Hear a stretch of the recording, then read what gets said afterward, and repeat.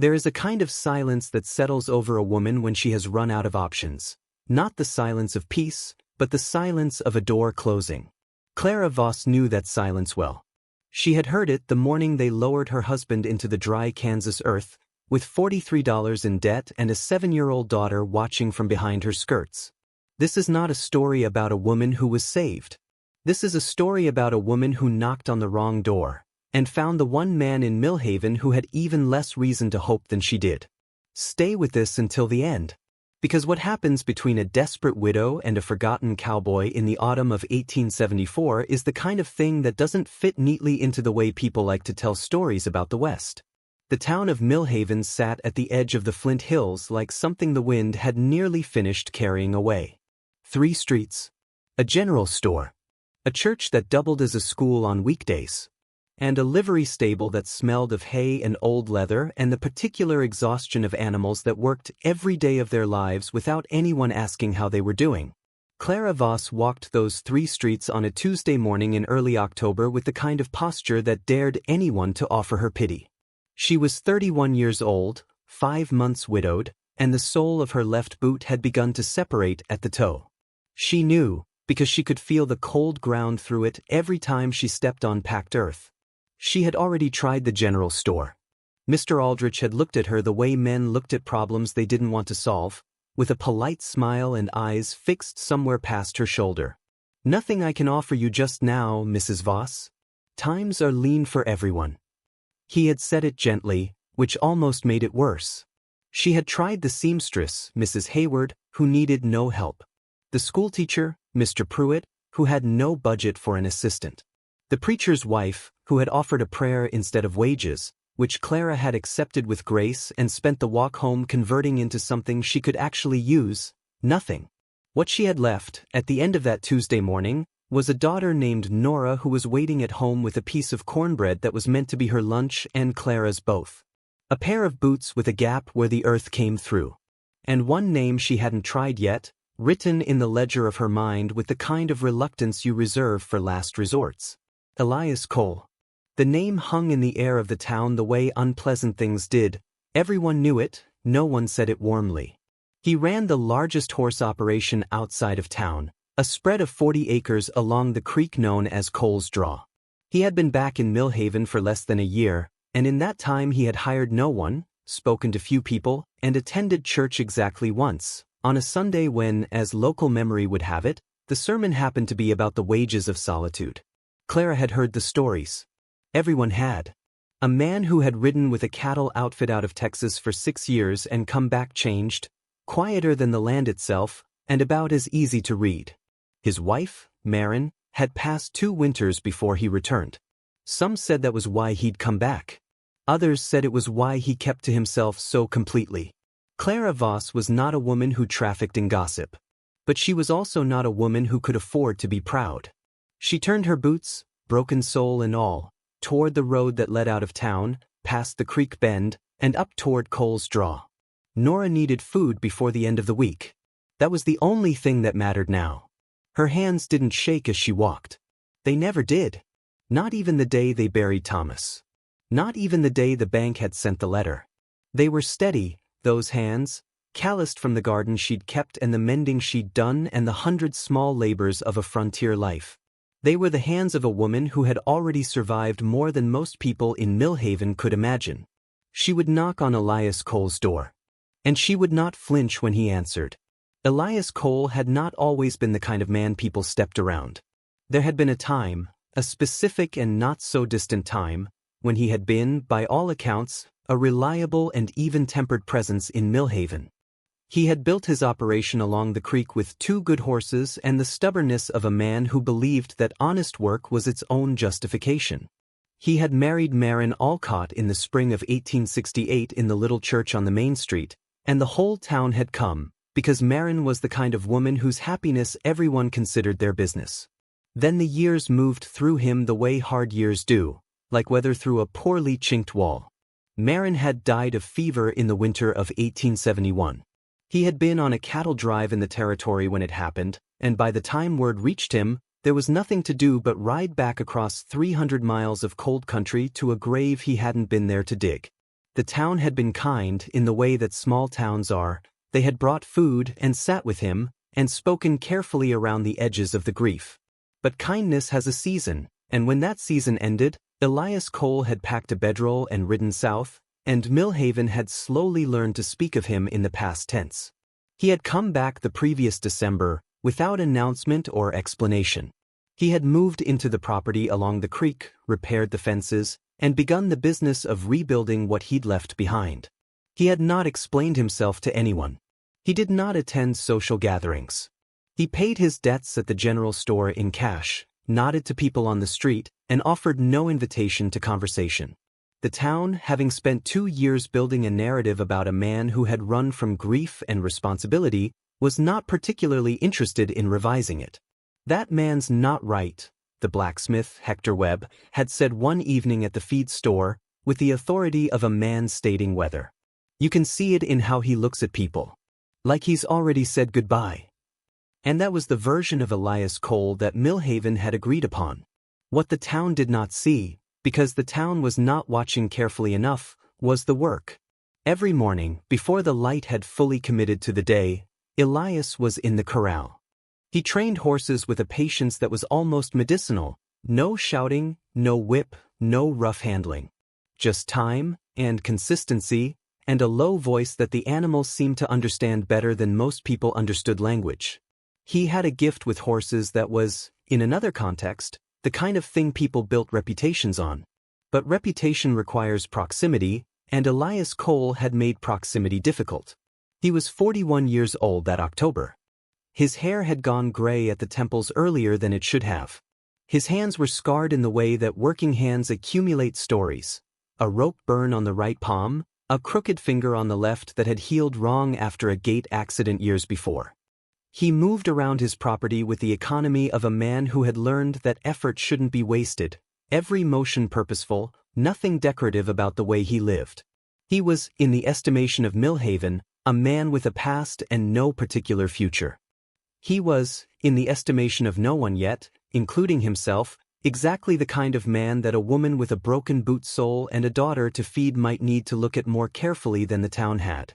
When the knock came at his door on that Tuesday morning in October, he was at the workbench in his barn, mending a bridle. He set it down with the particular stillness of a man who had not heard a knock in some time and was trying to remember what it meant. He walked to the door. He opened it.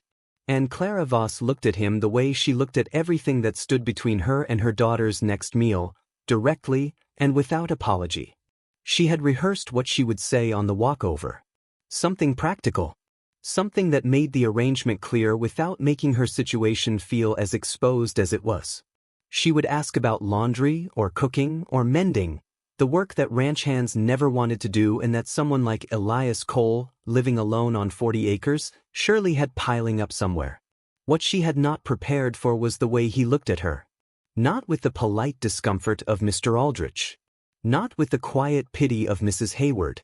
He looked at her the way you look at something you're trying to understand, directly, without hurry, without the social machinery that most people use to avoid really seeing one another. "Mrs. Voss," he said. She was surprised he knew her name. She had not considered that he would. "Mr. Cole. I'll be brief. I'm looking for work. Any kind, cooking, laundry, mending, whatever needs doing. I'd want fair wages and I'd want them weekly. I have a daughter to provide for." She watched him. He didn't look away. He didn't reach for a polite excuse. "I know," he said, "about Thomas. I'm sorry." She had learned, in the months since Thomas died, to receive condolences with a nod and a murmur of gratitude that required nothing more of either party. She gave him that nod. "Thank you. About the work, I don't need any," he said. The words landed the way a door closing feels, not unkind, but final. She held herself still. She had known this might happen. She had known it. And yet the $43 of debt and Nora's cornbread lunch pressed against the back of her throat in a way she would not permit to show on her face. "I see," she said. She turned to go. "Mrs. Voss." She stopped. She did not turn back immediately. She gave herself one breath, the kind you take when you need to make sure your voice will come out level. There's a fence line along the north pasture that needs painting before the freeze, he said. And the winter larder isn't organized. I don't keep a house well. She turned then. He was looking at the ground briefly, not with shame exactly, but with the expression of a man who was saying something true that didn't come easily. Those aren't things I need, he said. But they're things that need doing. She understood then what he was offering. Not charity wrapped in a task. She had received enough of that from the church ladies to recognize the smell of it. This was something different. He was creating work where none existed, yes, but he was doing it in the plainest possible way, without the varnish of false necessity. He had just told her the truth, and offered the work anyway. She should have said yes immediately. The practical part of her, the part that had been calculating meals and debts since Thomas's funeral, said yes without hesitation.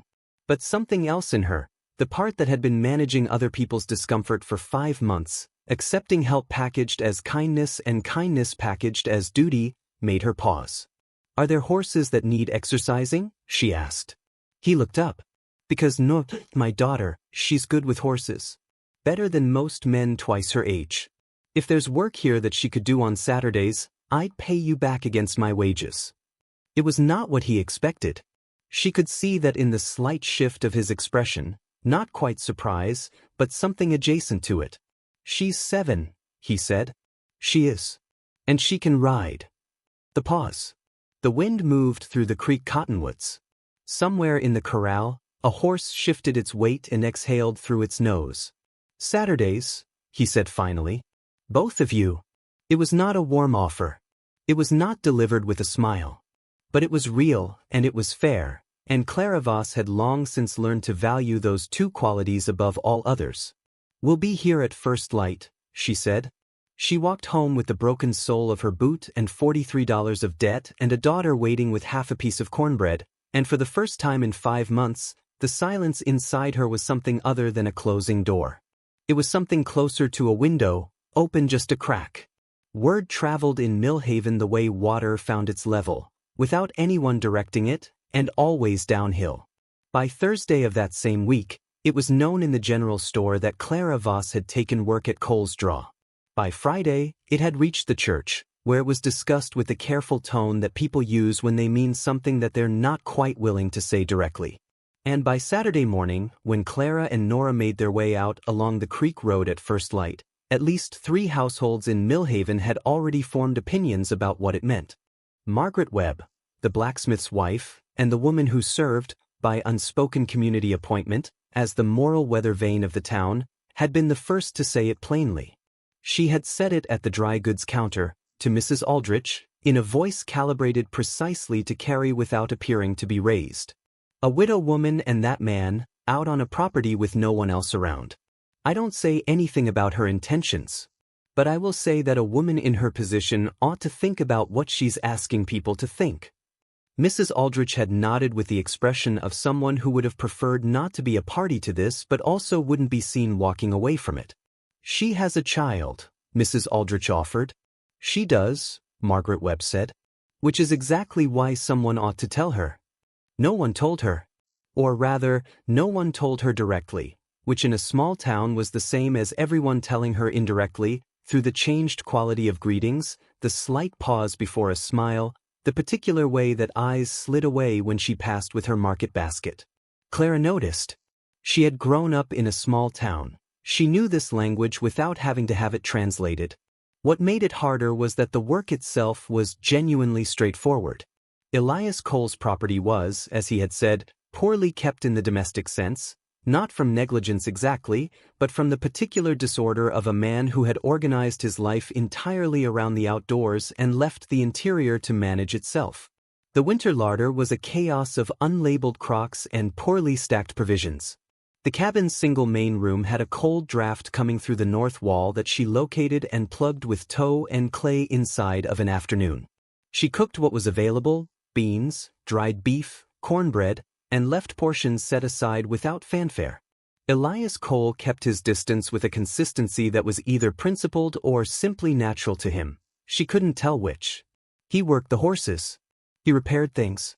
He came in for meals without conversation and left again the same way. He was not unfriendly. He was not anything, particularly. He was present the way a fence post was present. Solid, unremarkable, reliable. And Nora was the complication. Because Nora had no interest in distances. On that first Saturday, she had walked directly up to the corral, climbed the first rail without asking, and addressed a gray gelding named Patch as if they had a prior acquaintance. Elias had watched from the barn doorway. He had said nothing. But Clara, watching him from the corner of her eye as she hung laundry, had seen something shift in his expression when Nora put her small hand flat against the horse's nose. Not sentiment, exactly, but something that looked like recognition. By the second Saturday, he was showing her how he worked the animals. Not teaching, exactly, just doing, with Nora watching 3 feet away and asking questions in the unself-conscious way that children ask questions, as if there were no such thing as an inconvenient moment. "Why do you talk so quiet to them?" Nora asked him one morning. He was quiet for a moment. Then, "Because they're listening." Nora considered this with the gravity of someone filing away important information. Clara watched from the porch, her hands occupied with mending, her mind occupied with Margaret Webb's words and the new arithmetic of her situation, the wages that were slowly eating back the debt, and the cost of what the town was saying, and whether those two things were going to eventually pull in opposite directions hard enough to tear something. She had not expected complications. She had expected work. What she had not expected was that the complications would arrive not from the man, who remained, if anything, more respectful than most men in the town who considered themselves her friends, but from the town itself, which had its own ideas about what a widow was supposed to want, and how a man like Elias Cole was supposed to behave, and the narrow corridor of propriety that Clara was apparently expected to walk without stumbling. She finished her mending. She folded it. She did not look up when Elias crossed from the corral to the barn, or when Nora followed him like a shadow that had decided to acquire a purpose. But she thought about what Margaret Webb had said.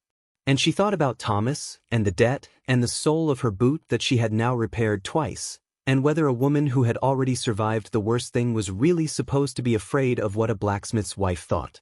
She decided she was not. She was wrong, as it turned out, at least about how much it would cost her. It was the deed that did it.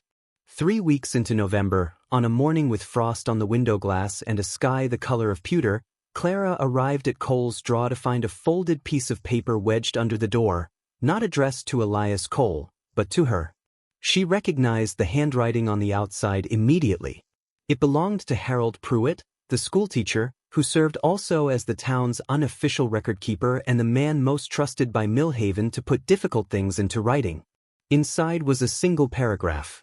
It said, in the careful language of a man trying to soften something unsoftenable, that the school board had discussed the matter of Nora Voss's enrollment and had concluded that given the circumstances of her mother's current employment, it would be, in the best interest of the child's standing in this community, if Clara reconsidered her arrangement with Mr. Cole. They had not removed Nora from the school. Not yet. But the implication was as clear as the frost on the glass. Clara read the letter twice. Then she folded it along its original creases and put it in her coat pocket and stood in the cold for a long moment with her hand pressed flat against the door she hadn't knocked on yet. She thought about leaving. Not leaving the property, leaving Millhaven altogether. She had a sister in Abilene who had written twice since Thomas died, both letters offering, with increasing specificity, a place to stay and a life that would be smaller but less battered. Clara had not answered either letter. She had not answered them because she was stubborn, and because Millhaven was where Thomas was buried, and because she had a notion, irrational, perhaps, but persistent, that leaving felt like admitting that the town had a right to push her out. But this was different. This was Nora. She stood at the door of Cole's draw and thought about her daughter's face, and about the gap between what was fair and what was real, and about whether a widow's pride was worth a child's future. And for the first time since Thomas died, she felt the thing she had been most careful to avoid. She felt, cleanly and completely, afraid. She knocked. Elias opened the door. He looked at her face, and the letter in her hand, and he said nothing. He stepped back from the door to let her in. She told him. She did not dramatize it. She laid the facts out the way she laid out everything, plainly, without ornament. He listened with his arms crossed and his eyes on the floor, the way he had of receiving difficult information without appearing to flinch from it. When she finished, there was a silence. The kind of silence that sits between two people when one of them is about to say something that changes the shape of a thing. "Do you want to leave?" he asked. The question surprised her. He was not asking about the job. She understood that immediately. He was asking something larger, and he was asking it without pressure, the way you offer a door to someone who has every right to use it. "No," she said. And then, because honesty had always been the thing she trusted most, "But I'm not sure it matters what I want." He unfolded his arms. He picked up his hat from the table. He turned it in his hands once, twice, a habit she had noticed, the thing he did when he was deciding something. "It matters," he said. He put his hat on and walked out. She stood in the cabin and listened to the sound of his boots on the frozen ground, getting farther away, and she did not know what he was going to do, and she did not go after him. She built up the fire, because the cold was serious, and because Nora would be arriving in an hour, and because keeping her hands busy was the only reliable way she knew to keep fear from becoming the thing that made decisions for her. Stay until the end, because what Elias Cole does next is the kind of thing that doesn't happen often in a town like Millhaven. And when it does, nobody forgets it. He went to Harold Pruitt first. Not to the school board, not to the preacher, and not to Hector Webb, whose opinion was the loudest and least earned. He went to the schoolteacher, because Pruitt was the one who had written the letter, and Elias Cole believed in the directness of addressing a thing at its source. He knocked at Pruitt's door at 9:30 in the morning. Pruitt answered in his vest, with the cautious expression of a man who had done something he knew was borderline and was now facing the consequence of it. "Mr. Cole, you wrote to Mrs. Voss." It wasn't a question. Pruitt adjusted his glasses. The board, Elias said, doesn't employ her. I do. And what she does on my property is her business and mine, and nobody else's. Pruitt opened his mouth. "The child," Elias continued, "is the best student you have. You told Mrs. Hayward that yourself, and Mrs. Hayward told half the town. Whatever you think of her mother's choices, that child's place in this school has nothing to do with where her mother works." What happened next was not expected by anyone, including, perhaps, Elias himself. Pruitt said, "People talk, Mr. Cole. I can't control that." And Elias said, "No. But you control that letter. And the board follows you. So." He left it there. He turned and walked back toward the main street, and what he did next was the part that Millhaven would discuss for years. He went to the general store. There were 4 people inside, Mr. Aldrich and 2 farmers waiting for their seed order, and Margaret Webb, who had come for thread and stayed for the kind of information that thread purchases often furnished. Elias Cole walked in, bought a length of stovepipe that he may or may not have needed, and then turned to the room and said, in the same quiet voice he used with the horses, a voice that people had to lean slightly toward to hear, "I want to say something, and I want it said plainly so there's no room for it to be changed in the telling." Margaret Webb put down her thread spool. "Clara Voss works on my property because she is skilled, because she is honest, and because the work she does is work that needed doing. She's given that child a roof and food on a widow's wages while this town offered her prayers and polite excuses.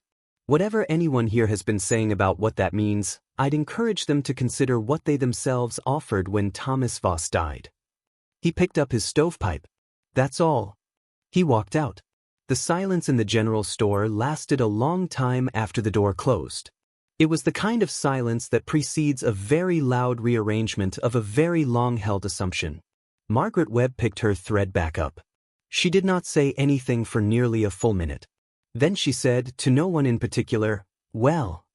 And that single word, delivered into a room full of people who understood exactly what it meant, was, as the story goes in Millhaven, the moment the town began the slow, uncomfortable work of changing its mind. Pruitt wrote no second letter. He did not rescind the first one formally, but it was never mentioned again. Nora Voss remained in school. She would later, by local accounts, go on to become one of the more remarkable students Millhaven produced in the following decade, a fact that certain members of the school board preferred not to dwell on. Clara heard what had happened. Not from Elias, who returned to Cole's draw and spoke of it not at all, but from Mrs. Aldrich, who appeared at her door that same evening with a jar of preserves and an expression of faint embarrassment that Clara recognized as the opening gesture of a social renegotiation. She accepted the preserves. She said thank you. And when the door closed, she stood in the kitchen of her rented cabin, in the November dark, and felt something she hadn't permitted herself in months, something adjacent to the idea that things might, in fact, be all right. Towns don't change the way people do, all at once, in a moment of decision. They change the way a river changes course, slowly, with pressure applied over time, until what once seemed fixed simply isn't anymore. Millhaven changed that winter. Not dramatically. Not in a way that anyone announced or commemorated. But the change was real, and those who lived through it could point to it later the way you point to a bend in a trail and say, this is where it turned. Clara noticed it first in the smaller things. The way Aldrich greeted her by name now when she came in, instead of waiting for her to address him first. The way the women at the church sewing circle made space for her on the bench without the small, invisible hesitation that had preceded it for months. The way Nora came home from school on a Thursday afternoon and said, without particular emphasis, Lucy Webb said her mama wants to invite us for supper.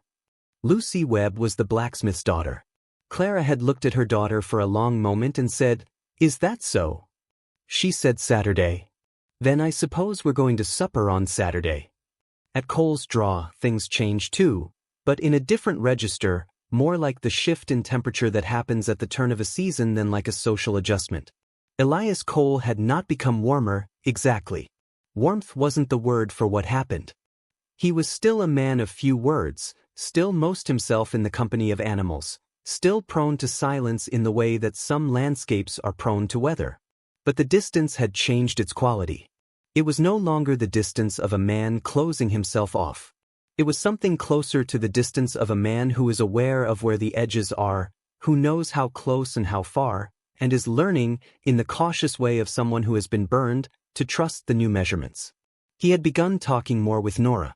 Not much, he was not a man built for much, but enough. He would name the horse's habits for her. This one doesn't like sudden movement, this one needs to hear your voice before you touch her, this one is watching you always, even when she looks away. Nora absorbed it all with the intensity of a child who has found her particular subject. And Clara was careful. She was careful because she had been through enough to know that gratitude and admiration were not the same thing as love, and that a man who had done something decent was not necessarily a man to build a life around. She was careful because Nora was already too attached, and she wasn't sure what that would mean when the winter ended and the arrangement settled into something more ordinary. She was careful because she had noticed, somewhere around the 6th week of her work at Cole's Draw, that she had begun to look forward to the mornings there in a way that had nothing to do with the wages. That was the kind of noticing that required carefulness. It was on a Thursday in December, with the first real snow coming in from the northwest and the light going flat and silver over the pasture, that Elias Cole said the thing he had been not saying for weeks. She was at the kitchen table mending a harness strap he'd left for her. He was at the doorway with his coat half on, about to go to the corral. He stopped. I want to ask you something, he said. And I'd rather you tell me plainly if the answer is no. She looked up. I'm going to be here for a long time, he said. On this property. I'm not going anywhere. It was a strange way to begin. She waited. I want to ask if you'd consider, if this arrangement might become something more permanent. Not just the work. He paused. I'm not good at this. I haven't asked anyone anything in a long time. She set down the harness. She looked at him for a long moment, at the gray at his temples and the crooked left finger and the expression of a man who had said a true and difficult thing and was now waiting for the world to respond to it. Give me time, she said. Not no. Not yes. Something more honest than either. He nodded once. He went out to the corral. She sat with the harness in her lap and the snow beginning outside the window, and she let herself, for the first time in a long time, think about what it might mean to stop being so careful. There is a kind of love that the West produced that has no equivalent in softer places, not because the people were harder, but because the conditions were. When everything around you is earned, the water, the warmth, the harvest, the safety, the things you offer another person carry the full weight of what they cost. Clara Voss did not say yes to Elias Cole in December. She said yes in March, when the ground had thawed enough to work and the first pale grass was pushing through the creek bank, and Nora was in the corral with a young roan mare that had been difficult and was now, under Nora's patient hands, beginning to understand what trust meant. She said yes not because she had stopped being afraid, but because she had realized, somewhere between the December snow and the March thaw, that fear was not a reason. That Thomas's death had been a reason for grief, but not for smallness. That the town's opinion had been a reason for caution, but not for surrender. That a man who had spoken her name plainly in a room full of people who had been happy to whisper it was worth more than a clean reputation in a town that hadn't offered her much else. She said yes on the porch of Cole's draw, with the creek running fast from snowmelt and the cottonwoods beginning to show the first faint green of the season. Elias heard her. He didn't reach for her hand, or say something poetic about the future. He looked at the creek for a long moment, the way he looked at the horses, trying to understand something accurately before responding to it. Then he said, "I'll be good to her." She knew he meant Nora. And she knew, in the way you know the things that matter, that he would. They were married in May, in the little church on the main street, the same church where Elias had married Marin 7 years before, and where the preacher was careful to speak of new beginnings without diminishing the old ones. Margaret Webb brought a pie. Harold Pruitt shook Elias's hand and said something inaudible that Elias received with a nod. Nora wore her good dress and stood beside her mother with the solemn pride of someone who has understood, even at 7 years old, that this moment is one of the ones that counts. Millhaven, in the way of small towns that have been wrong about something and eventually figured it out, absorbed the event into its common memory and began, slowly, to adjust the story it told about Elias Cole. The version that involved a broken man hiding from the world gave way, over years, to a different version, one that the town eventually came to prefer, because it was more interesting and more true. A man who had learned that surviving grief was not the same as living, and a woman who had refused to let a town's opinion be worth more than her daughter's cornbread. The property along the creek grew. By 1879, by local accounts, Cole's Draw had become one of the more respected horse operations in that part of Kansas. Elias trained and Clara managed the accounts, and Nora, who turned out to have an aptitude for horses that bordered on extraordinary, began, in her teenage years, to work the training herself. The broken boot was mended, eventually, and then replaced. The debt of $43 was paid. The silence that had settled over Clara Voss on the morning of Thomas's funeral, the silence of a door closing, had become, by degrees and seasons and 100 small courageous choices, the silence of a life that had enough room in it at last. Not a fairy tale. Not a rescue. A choice, made by two people who had both learned the hard way that love is not something that happens to you. It is something you decide, in full knowledge of the cost, to build. The prairie doesn't remember sentiment. It remembers what was built on it and whether it held. What Elias Cole and Clara Voss built on that 40 acres along the creek held for a long time. That, in the end, is the only love story worth telling.